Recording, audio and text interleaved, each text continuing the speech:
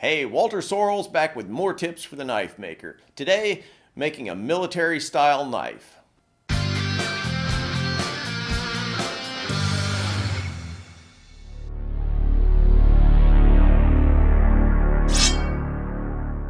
So when I was a kid, I got a 50 cent a week allowance, and I saved up for 6 solid months to buy a K-bar type knife. And, I didn't spend one nickel the entire time to buy anything because I was so dead set on having that knife. To this day, I still love military type knives, and so that's what the project is going to be today. Now, what exactly makes a military style knife? No particular thing. It has to be a versatile fixed blade. Big enough for chopping, but small enough for doing delicate tasks. Tough enough to take some abuse without failing. And you need to be able to use it for self-defense in a pinch. At the end of the day, it's the kind of knife that you can take camping, throw in the truck or the bug-out bag. You know, a good military-style knife can be used for almost anything. Now, the last project I did was all about hand tools and simple equipment. This one, not so much. In today's project, I'm going to be making a blade from a super steel called PD number 1, which is manufactured by Carpenter Industries. Now, this is big boy steel. Very heavily alloyed, tough, stain-resistant steel. It's 1.1% carbon for hardness and edge holding, 1.2% silicon for toughness, 1.6% molybdenum also helps with toughness, 7.7% chromium for stain resistance and edge holding, 1.1% tungsten, and 2.35% vanadium, both of which also increase edge holding, and a mere 0.25% manganese. I mean, this is really about as complex. No, actually, this is the most complex steel that I've ever used. The more heavily alloyed a steel is, the more finicky the heat treat.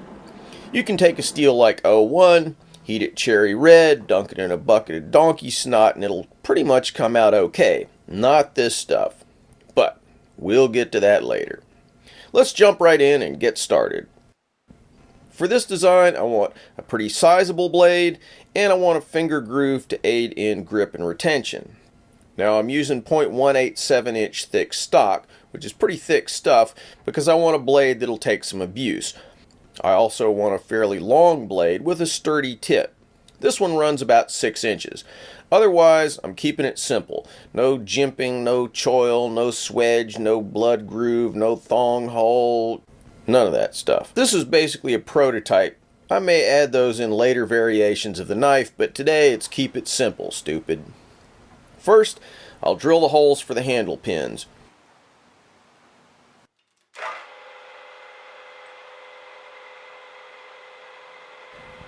I actually plan to use flared tube type fasteners, but I forgot to check whether I had 1/4 inch tube stock in my shop, and so at the last minute I had to take a sharp detour.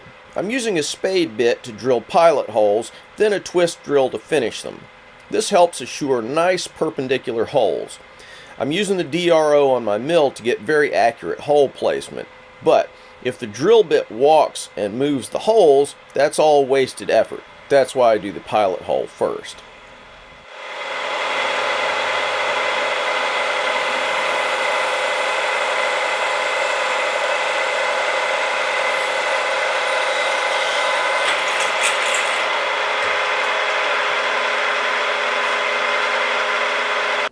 Now I'll remove all the burrs with a file.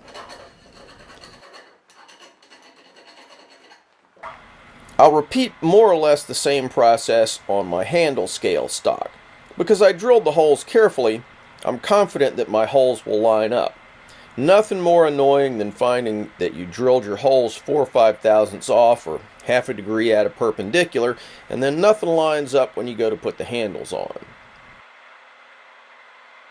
Now I'm profiling the blade on my grinder. I back the blade with tape just to keep the steel from getting scratched up. This steel's precision ground, meaning that it's been ground on a surface grinder to be nice and flat. So as long as I don't scratch it up, I don't have to do a lot of finishing work on it later.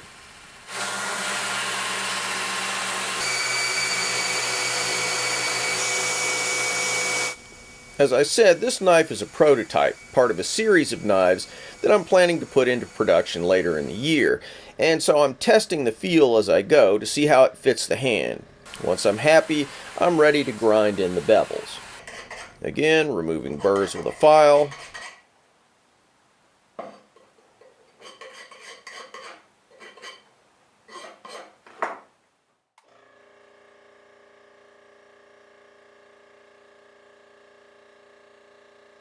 I'll use this little marking gizmo to scribe guidelines so that I'll have nice symmetrical bevels. A lack of symmetry not only looks bad, but can cause warping. I'm planning on doing a video about how to make this type of scribe. I just sort of jury-rigged this one many years ago and I'm due for an upgrade. It works fine, but hey, it could be better.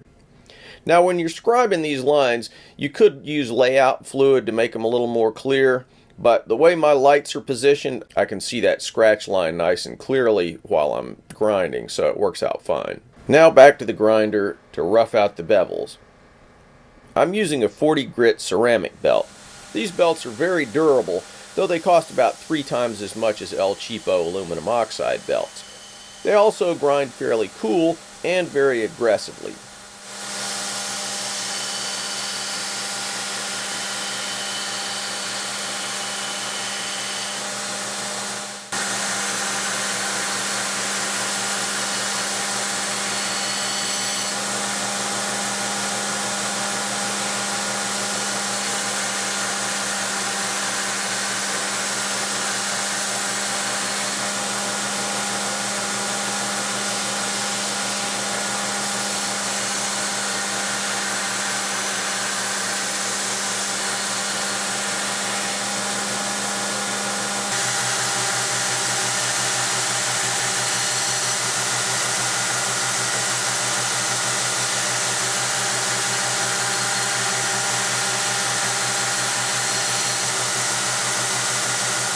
Once I'm about 95% to where I want my grind lines to be, I'll switch to higher grit belts. In this case, I'm using a 300 micron 3M gator grit belt. I like them for finishing up my grind because they help smooth out your grind lines a little bit. They're just a softer belt, which means they don't tend to cut in one particular place as much as a harder belt does.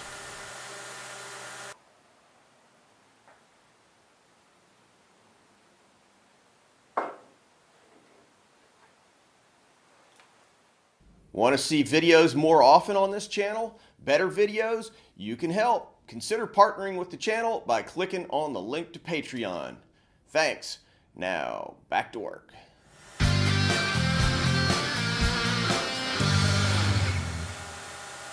Next, I'll work up the handle scales. You can do this now or after heat treat. Depending on how you finish the knife, you can do handles in any number of different ways. If you're going to be bead blasting the blade, tumbling it, Cerakoting it, anything like that, the handle scales have to fit absolutely dead perfectly before you do the finish on the blade. On the other hand, if you're doing more of a bright finish to the steel, you can attach the handles a little oversized and then grind them to final size after attaching them. In this case, I'll be doing an abrasive blasted finish, so I have to get the handle scale properly fitted earlier in the process. Personally, I always mark which side is on the inside. Scales always look more or less the same on both sides, and it's easy to screw up and flip one over or put it in the wrong orientation. Then you're back to do-over time.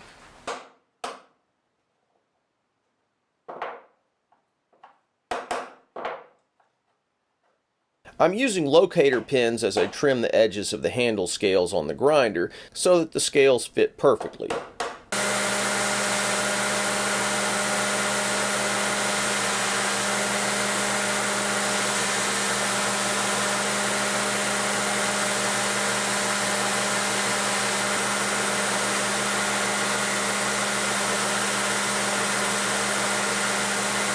You have to be very careful not to cut inside the lines, otherwise do-over time.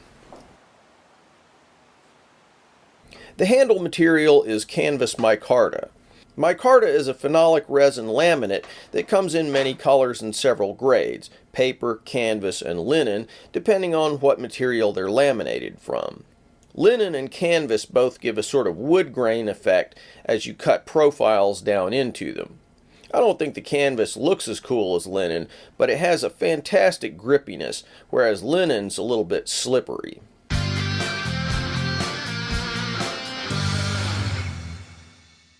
So the next step is going to be heat treating, where we harden the steel. We're going to save that for the second video. Click here for the second video on how to make a military knife.